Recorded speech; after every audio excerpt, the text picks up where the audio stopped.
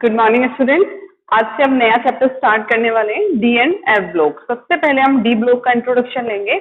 देखो D block आप 11th class में पढ़कर आए हो कि जब लास्ट इलेक्ट्रॉन जो है इनर डी ऑर्बिटल में एंटर करता है तो उससे हम डी ब्लॉक एलिमेंट कहते हैं। इनर में क्यों करता है? देखो जब अगर आप इनकी इंक्रीजिंग एनर्जी ऑर्डर देखोगे ऑर्बिटल्स का अब वो के अकॉर्डिंग, तो जो हमारी जो फोर्थ पीरियड स्टार्ट होता है उस फोर्थ पीरियड में, यानी कि फोर्थ पीरियड इट मीन्स कि फोर्थ शेल स्टार्ट हो गया। ओके, तो लास्ट इलेक्ट्रॉन फोर्थ शेल में जाएगा। बट इसमें सीरीज जो हमारा डी सीरीज है वो जो डी ब्लॉक है वो हमारा फोर्थ शेल से स्टार्ट होता है और 3D कहलाता है। ठीक है, 3D सीरीज कहलाती है। यानी हमारा जो डी का थर्ड शेल का जो डी ब्लॉक है अब वो स्टार्ट होता है, यानी कि लास्ट शेल तो फोर्थ हो गया था बट 3D सीरीज स्टार्ट हो रही है, इंट्रोड्यूस हो रही है पीरियोडिक टेबल में, तो वो इनर 3D में इलेक्ट्रॉन एंटर करता है लास्ट इलेक्ट्रॉन। दैट्स वाई ये जो इनकी टेंडेंसी है इनर शेल में एंटर करने की, तो उस टेंडेंसी की वजह से कि इनका last electron inner D orbital में जाता है, लास्ट वाले 4s में नहीं जाएगा, इनर 3D में जाएगा। इसीलिए ये डिफरेंट प्रॉपर्टीज शो करते हैं जो कि हम एस और पी ब्लॉक के केस में पढ़कर आए। उनसे अलग तरह की इनकी प्रॉपर्टीज होती है और यही जो इनकी एंट्री है इनर डी ऑर्बिटल में, जो इलेक्ट्रॉन के एंटर करने की जो टेंडेंसी, उसकी वजह से इन्हें इंपॉर्टेंट प्रॉपर्टीज इन्हें देखने को मिलती है, जैसे कैटालाइटिक प्रॉपर्टी है वो भी डी ब्लॉक के एलिमेंट शो करते हैं, और उसके अलावा वेरिएबल ऑक्सीडेशन नंबर शो करते हैं, जैसे कि आपने एस ब्लॉक के केस में पढ़ा है। एस ब्लॉक का जो फर्स्ट ग्रुप है वो तो +1 ऑक्सीडेशन स्टेट शो करता है, जो सेकंड ग्रुप है वो +2 ऑक्सीडेशन स्टेट शो करता है। फिर हम पी ब्लॉक की बात करें तो पी में जो 13th ग्रुप है वो उनकी जो ग्रुप ऑक्सीडेशन स्टेट होती है वो 3 होती है। ग्रुप 14 की बात करें तो उनके लिए 4 होती है। इसी तरह हमने पर्टिकुलर एक ग्रुप के लिए हमने फिक्स ऑक्सीडेशन स्टेट देखी है, बट डी ब्लॉक के केस में होता है कि वेरिएबल ऑक्सीडेशन स्टेट शो करते हैं। उसके पीछे रीजन यही है कि इनका जो लास्ट इलेक्ट्रॉन है वो इनर डी ऑर्बिटल में एंटर करता है, लास्ट वाले फोर्थ में नहीं, इनर डी ऑर्बिटल, क्योंकि डी हमारा स्टार्ट ही फोर्थ सीरीज से हो रहा है, दैट्स वाई 3D में एंटर करता है इलेक्ट्रॉन। तो ये सारी प्रॉपर्टीज हम देखेंगे क्या क्या स्पेशलिटी इन डी ब्लॉक के एलिमेंट्स को मिलती है। तो पहले जनरल सा आइडिया हम ले लेते हैं। तो देखो अगर डी ब्लॉक की बात करें तो D block elements found from the third group to 12th group of periodic table. Third group से स्टार्ट होते हैं और 12th ग्रुप तक फैले हुए हैं। पहले 2 ग्रुप में एस ब्लॉक है और लास्ट के जो आपका 13 to 18 है, जो 6 ब्लॉक है, वो पी ब्लॉक के लिए है। तो इनके लिए जगह फिक्स हो गई थर्ड ग्रुप से 12th ग्रुप तक। Okay, D block element lie between S and P block element starting from fourth period. कौन से पीरियड से स्टार्ट होते हैं? ग्रुप तो आपने देख लिया कि थर्ड ग्रुप से और 12th ग्रुप तक फैले हुए। पीरियड वाइज अगर देखो इनका आप अरेंजमेंट के कैसे अरेंज है तो फोर्थ पीरियड से स्टार्ट होते हैं। ओके, उसके बाद अगर हम बात करें D block elements also called transition element. इनको हम ट्रांजिशन एलिमेंट कहते हैं। क्यों कहते हैं? रीजन देखो, because they exhibit transitional behaviour between S and P block. Transition यानी उनके मिडिल का, उनके बीच का बिहेवियर शो करते हैं एस और पी की तरह। जिस तरह देखो their properties are transitional between highly reactive metals of S block. S block की मेटल्स आपने पढ़ी है, बहुत ज्यादा रिएक्टिव होती है। उसके पीछे रीजन उनकी +1 और +2 ऑक्सीडेशन नंबर है। ओके, तो वो आयोनिक नेचर के कंपाउंड फॉर्म करते हैं हमारे एस ब्लॉक के element. In covalent nature of P block, जबकि आपने पी ब्लॉक पढ़ा था तो वो कोवलेंट कंपाउंड बना रहे थे, इलेक्ट्रॉन्स की शेयरिंग कर रहे थे। तो उन दोनों के बीच का ट्रांजिशनल बिहेवियर ये शो करते हैं और कोऑर्डिनेशन कंपाउंड ये बनाते हैं, यानी कोवलेंट और आयोनिक दोनों तरह की नेचर शो करेंगे। उसके अलावा जनरल इलेक्ट्रॉनिक कॉन्फ़िगरेशन देखो आप डी ब्लॉक के लिए तो n-1 d 1 to 10 ns2, ये आउटर शेल का इलेक्ट्रॉनिक कॉन्फ़िगरेशन है। ns1 2 n तो क्या है यहाँ पर? वैलेंस शेल, सबसे लास्ट वाला शेल है, उसके भी एक सब शेल में जाएंगे इलेक्ट्रॉन और 1 से लेकर 2 तक ये इलेक्ट्रॉन आपको देखने को मिलेंगे। जबकि n-1 यानी सेकंड लास्ट, इनर नहीं कहेंगे, सेकंड लास्ट, लास्ट से जस्ट पहले वाला, जिसे हम पैन अल्टीमेट शेल भी कहते हैं। ओके, उस n-1 के 20 सब शेल में जाएंगे और आपको कितने इलेक्ट्रॉन देखने को मिलेंगे? 1 to 10, 1 से लेकर 10 तक इलेक्ट्रॉन देख सकते हो। ये आउटर शेल का इलेक्ट्रॉनिक कॉन्फ़िगरेशन है। There is very low energy gap between ns and n-1d in 1d shell. ये जो आपका लास्ट इलेक्ट्रॉनिक कॉन्फ़िगरेशन नजर आ रहा है लास्ट शेल का, तो इस n शेल और n-1 शेल इनके बीच में बहुत कम एनर्जी गैप होता है। ठीक है, और D block elements have partially field n-1d orbital. और एक स्पेशलिटी है इनकी, से आप इंपोर्टेंट कर लेना कि डी ब्लॉक की पहचान है कि इनमें partially field n-1d, fully filled नहीं होंगे। अगर फुल्ली फिल्ड हो गए तो इसका मतलब है कि वो डी ब्लॉक का एलिमेंट नहीं कहलाएगा। उसके एग्जाम्पल भी हम देखेंगे। तो इनमें पार्शियली फिल्ड होता है ये n minus field, fully filled एकदम 10 नहीं होगा। अगर 10 इलेक्ट्रॉन्स हो गए तो क्या होगा, वो डी ब्लॉक का एलिमेंट नहीं कहलाएगा। उनके एग्जाम्पल भी हम देखेंगे। तो ये जनरल से इंट्रोडक्शन था।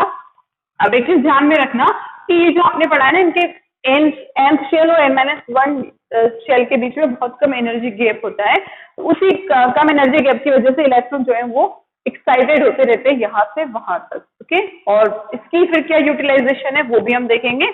आप इस इंट्रोडक्शन को नोट डाउन करो।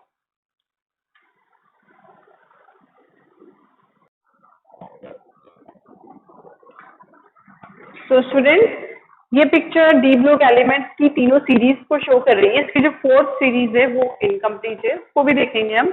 यहाँ हमने लेफ्ट हैंड साइड पर दो ग्रुप देखे एस ब्लॉक के, फर्स्ट और सेकंड ग्रुप। फिर उसके बाद 10 ग्रुप आप देख लो डी ब्लॉक के हैं, ठीक है। Third group, fourth group, fifth, six, 7, 8, 9, 10, 11, 12, okay 10 group हो गए। उसके बाद 13 to 18 आपके पी ब्लॉक के एलिमेंट्स थे। तो हमें अपना ध्यान कॉन्सेंट्रेट करना है इन डी ब्लॉक एलिमेंट्स पर। डी ब्लॉक का भी आपको जो फर्स्ट सीरीज है ना, ठीक है, जो 3D सीरीज कहलाती है, उसी की डिटेल स्टडी हम करेंगे। तो सबसे पहले देख लेते हैं कि हमारा जो डी ब्लॉक है वो स्टार्ट होता है कौन से पीरियड से, फोर्थ पीरियड से।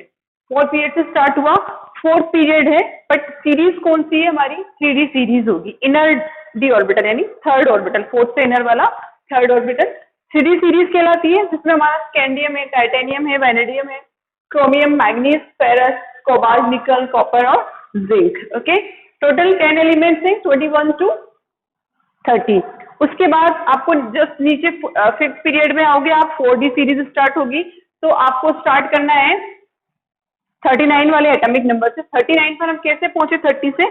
6 एलिमेंट्स आपके पी ब्लॉक के छोड़ दिए आपने, ओके, फोर्थ पीरियड के। फिर फिफ्थ पीरियड में आप आए नीचे, तो 2 एलिमेंट आपको किसके छोड़ने पड़े, एस ब्लॉक के। टोटल 8 एलिमेंट छोड़े और डायरेक्ट 39 से हम आए यहाँ पर।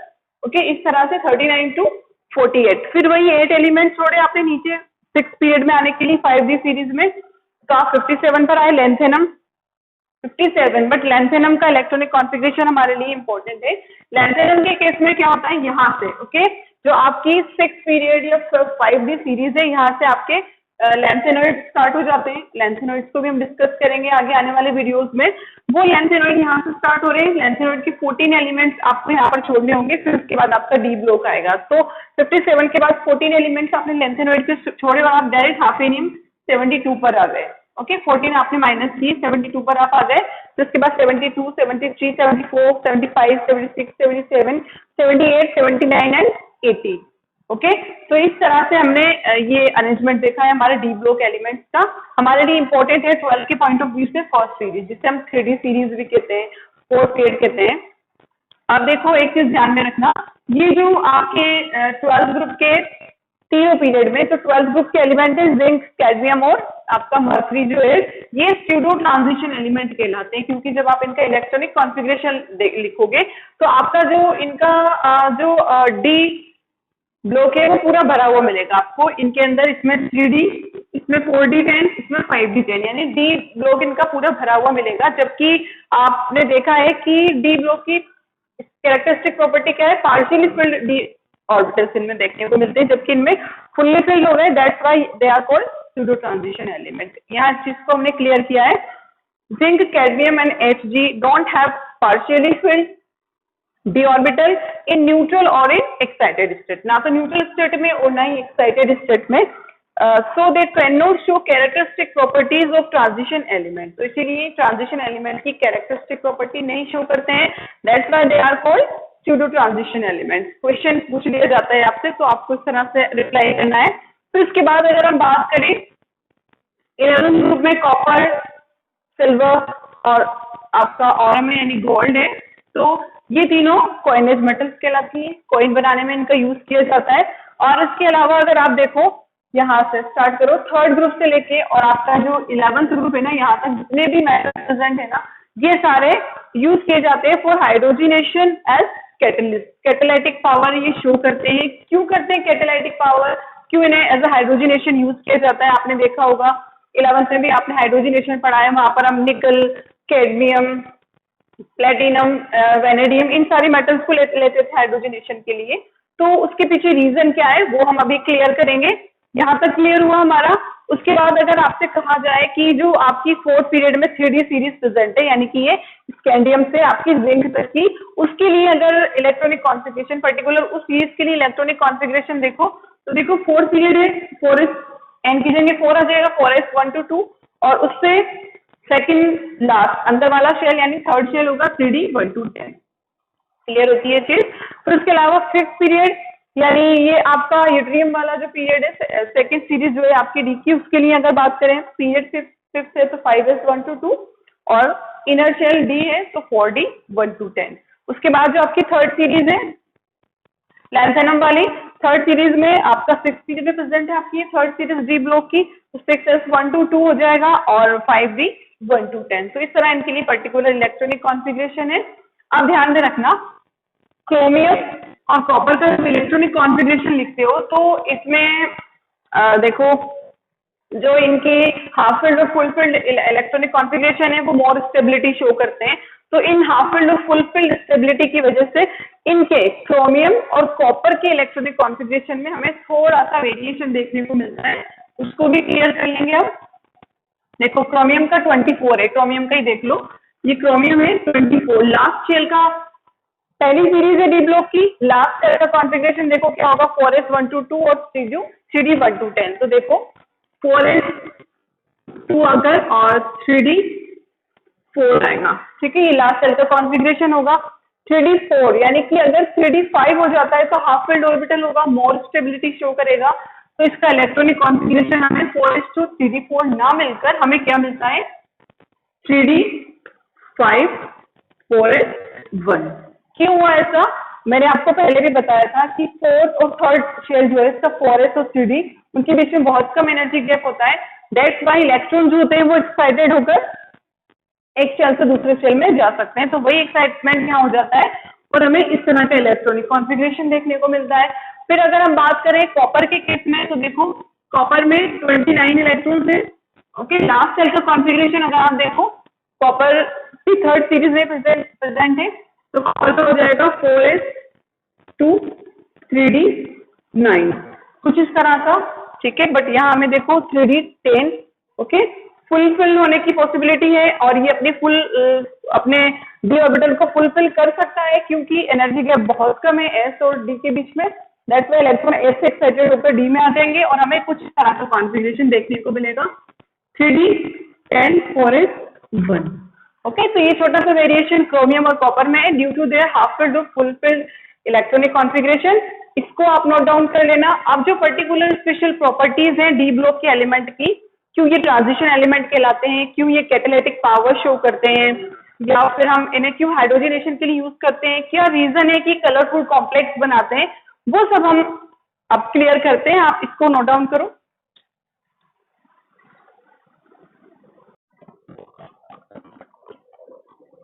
अब बात करते हैं स्टूडेंट्स हम ऑक्सीडेशन स्टेट की।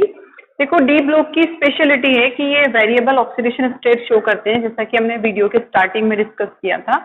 एस ब्लॉक और पी ब्लॉक के लिए हर एक ग्रुप के लिए ऑक्सीडेशन स्टेट फिक्स थी, बट डी ब्लॉक में क्या होता है कि ऑक्सीडेशन स्टेट में वेरिएशन शो होता है। उसके पीछे रीजन यही है कि इलेक्ट्रॉन जो है वो इनर डी ऑर्बिटल में फिल होता है। ओके, तो देखो D block element show variable oxidation state because the energy gap between ns and n-1d orbital is very less। Okay, बहुत कम एनर्जी गैप है। तो दोनों ही अगर आप एनर्जी देते हो तो जितनी एनर्जी आपने एस में से इलेक्ट्रॉन निकालने के लिए दी उतनी ही एनर्जी काफी होगी n-1d में से इलेक्ट्रॉन निकालने के लिए। तो दोनों में से इलेक्ट्रॉन जो है वो पार्टिसिपेट कर सकते हैं, बाहर आ सकते हैं, बॉन्डिंग में पार्टिसिपेट करेंगे। दैट्स वाई वेरिएशन शो होगा ऑक्सीडेशन स्टेट पे। एक ही एलिमेंट बहुत सारी ऑक्सीडेशन स्टेट शो करेगा, वो अपने ns ऑर्बिटल में से भी इलेक्ट्रॉन लूज कर देगा और n-1d में से भी इलेक्ट्रॉन लूज कर देगा। Okay, so both the level can be use for bond formation. दोनों ही एनर्जी लेवल जो है बॉन्ड फॉर्मेशन के लिए यूज किए जा सकते हैं। जैसे कि आप देख सकते हो, आपको चार्ट में नजर आ रहा है वेरिएबल ऑक्सीडेशन स्टेट हमें नजर आ रही है। स्कैंडियम से लेकर हम अगर बात करें जिंक तक की, तो हर एक एलिमेंट ऑक्सीडेशन स्टेट में वेरिएशन अलग अलग तरह की ऑक्सीडेशन स्टेट शो कर रहा है। कौन सा एलिमेंट कितनी ऑक्सीडेशन स्टेट शो करेगा। तो देखो ये चीज यहाँ से क्लियर होती है कि minimum oxidation state is corresponding to the number of S electron. जितने एस में इलेक्ट्रॉन्स हैं, 2 है या 1 है, वो डिपेंड करेगा उसके एटॉमिक नंबर पर। तो जितने भी एस में इलेक्ट्रॉन है वो उसकी मिनिमम ऑक्सीडेशन स्टेट होगी। मान लो किसी के एस में 1 इलेक्ट्रॉन है तो +1 उसकी मिनिमम ऑक्सीडेशन स्टेट होगी। 2 है किसी के एस में 1 to 2 वेरिएशन होता है तो +2 ऑक्सीडेशन उसकी मिनिमम ऑक्सीडेशन स्टेट होगी।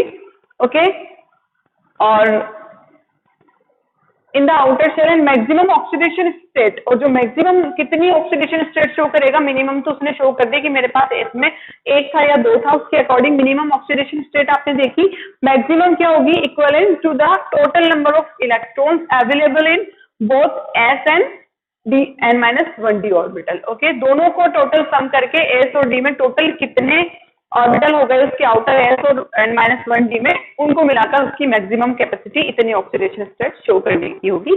चार्ट में देखो आप बहुत अच्छे से समझ में आ रहा है। आप जब इनका इलेक्ट्रॉनिक कॉन्फ़िगरेशन लिखोगे फर्स्ट सीरीज के लिए स्कैंडियम टू जिंक, तो आप देखोगे कि आउटर शेल के एस में कितने हैं उसके अकॉर्डिंग मिनिमम इतनी हो गई, तो उसके हिसाब से टोटल मिलाकर एस और डी में कितने हैं मैक्सिमम उतनी ऑक्सीडेशन स्टेट हो जाएगी। ओके, तो देखो मैग्नीज जिसका एटॉमिक नंबर 25 है, manganese has the highest number of unpaired electron. उसके डी में अनपेयर्ड इलेक्ट्रॉन कितने आते हैं, अगर मैग्नीज का इलेक्ट्रॉनिक कॉन्फ़िगरेशन लिखो आप तो 3d5 और ns4s2, ये मैग्नीज का आउटर शेल का इलेक्ट्रॉनिक कॉन्फ़िगरेशन है। तो मिनिमम तो मैग्नीज की कितनी हो जाएगी, +2 ऑक्सीडेशन स्टेट। मैक्सिमम कितनी हो जाएगी, दोनों को काउंट कर लो, एस और डी में +7, तो +2 से लेके +7 तक, +2 +3 +4 +5 +6 एंड +7। तो सबसे ज्यादा ऑक्सीडेशन नंबर कौन शो करता है, मैग्नीज शो करता है, +7 ऑक्सीडेशन स्टेट। क्लियर होती है चीज, क्योंकि इसके पास अनपेयर्ड इलेक्ट्रॉन है 5, इनको पेयर करना है, फुल करना है, तो वो इंटरेक्ट करेगा इस तरह। +7 की हाईएस्ट ऑक्सीडेशन स्टेट है। उसके बाद स्कैंडियम की बात करो 21। ओके, हमारी थर्ड सीरीज का पहला ही एलिमेंट है स्कैंडियम, 21 इसका एटॉमिक नंबर होता है। Does not show variable oxidation state, ये वेरिएशन नहीं शो करता, सिर्फ एक ही ऑक्सीडेशन स्टेट शो करता है जो कि +3 है। वो अगर आप देखो तो यहाँ पे देखो आप 3d1 and 4s2 oxidation state, oxidation इसका इलेक्ट्रॉनिक कॉन्फ़िगरेशन आता है स्कैंडियम के केस में। ओके, तो अगर हम देखें वेरिएशन, ये तीनों ऑक्सीडेशन स्टेट शो कर देता है, वेरिएशन नहीं शो करता है, ये +3 ऑक्सीडेशन स्टेट शो करता है। ओके, उसके बाद only oxidation state of zinc is +2, और जिंक की सिर्फ एक ही ऑक्सीडेशन स्टेट है +2 which involve no D electron, जिसमें अगर जिंक में अगर आप देखो तो जिंक में आपको इलेक्ट्रॉनिक कॉन्फ़िगरेशन 3d10 4s2 देखने को मिलेगा। 10 फुलफिल्ड है, इससे नहीं बॉन्डिंग करनी है, कहाँ पर ये आने वाला इलेक्ट्रॉन लेगा, 10 फुलफिल्ड है, दैट्स व्हाई सिर्फ 2 ही इसका रिएक्शन में पार्टिसिपेट करेगा। +2 ऑक्सीडेशन स्टेट, जिंक सिर्फ एक ही ऑक्सीडेशन स्टेट शो करता है। स्कैंडियम और जिंक के केस में हमने देख लिया। कॉपर शो +1 एंड +2, कॉपर भी +1 +2 शो करता है। कॉपर का एटॉमिक इलेक्ट्रॉनिक कॉन्फ़िगरेशन हमने देखा था 3d9 4s2 था। ओके, बट ये +1 और +2 शो कर रहा है, तो उसकी रीजन देखो 3d10 हो गया और यहाँ पर 4s1 हो गया, तो +1 भी शो कर रहा है, और अगर 3d9 4s2 है तो +2 शो करेगा। इस तरह ये दो इलेक्ट्रॉनिक कॉन्फ़िगरेशन या ऑक्सीडेशन स्टेट शो कर रहा है, बट ज्यादा स्टेबल कौन सी होगी, इसकी +2 वाली ज्यादा स्टेबल होगी। ओके, क्यों, यही इलेक्ट्रॉनिक कॉन्फ़िगरेशन है, ये तो इसने स्टेबिलिटी के लिए प्रोवाइड किया है +1। ओके, तो और एक चीज ध्यान में रखना कि जब आप डी में इलेक्ट्रॉन फिल करते हो, ठीक है, डी सीरीज है आपकी, इलेक्ट्रॉन को आप फिल कर रहे हो, तो सबसे पहले सबसे लास्ट वाला electron inner D sub shell में एंटर करता है, बट जब ऑक्सीडेशन स्टेट शो करनी होती है तो इलेक्ट्रॉन निकालना होता है। तो इलेक्ट्रॉन निकलेगा कहाँ से, जैसे देखो ये आपका NH शेल है और उसके बाद इनर n-1d शेल। ओके, आपने इलेक्ट्रॉन फिल किया तो लास्ट इलेक्ट्रॉन n-1d में गया, इसीलिए इनको हमने ट्रांजिशन एलिमेंट नाम दे दिया। अब इलेक्ट्रॉन निकालना है आपको, ऑक्सीडेशन स्टेट शो करवानी है इनकी रिएक्शंस के लिए, तो इलेक्ट्रॉन n-1d से नहीं निकलेगा, लास्ट इलेक्ट्रॉन गया n-1d में है, बट वहां से रिमूव नहीं कर सकते। क्यों नहीं कर सकते, क्योंकि n-1d क्या है, न्यूक्लियस के ज्यादा नियरेस्ट है, उस पर न्यूक्लियर का इफेक्टिव चार्ज हायर है, तो वहां से इलेक्ट्रॉन आप नहीं रिमूव करोगे, पहले आपको कहाँ से निकालने होंगे इलेक्ट्रॉन, NS में से। क्लियर होती है चीज, तो ये थी ऑक्सीडेशन स्टेट। ओके, वेरिएशन किस तरह शो करते हैं डी ब्लॉक के एलिमेंट। अब हम देखेंगे इनकी कैटालिटिक पावर, उसके पीछे क्या रीजन है, उसके पीछे भी यही जो वेरिएशन है ना ऑक्सीडेशन स्टेट में, यही रिस्पॉन्सिबल है फॉर मेकिंग कैटलिस्ट। ओके, इसे नोट डाउन करो, फिर आगे बढ़ते हैं।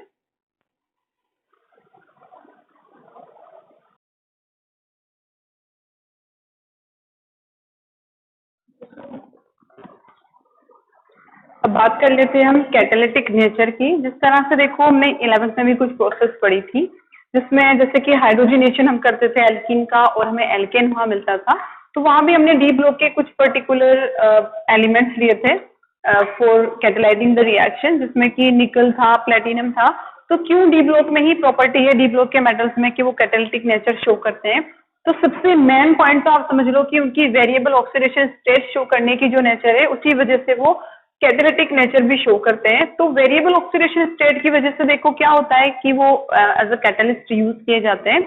यहाँ देखो D block elements and their compounds are known for their catalytic activity. Catalytic activity के लिए पहचाने जाते हैं, जैसे कि vanadium pentoxide is used as catalyst in contact process. हमने देखा था 11th में भी कि कॉन्टैक्ट प्रोसेस सल्फ्यूरिक एसिड बनाने का प्रोसेस है, जिसमें वैनेडियम पेंटाऑक्साइड और वैनेडियम कौन सा एलिमेंट है, डी ब्लॉक का एलिमेंट है, पहली सीरीज का एलिमेंट है।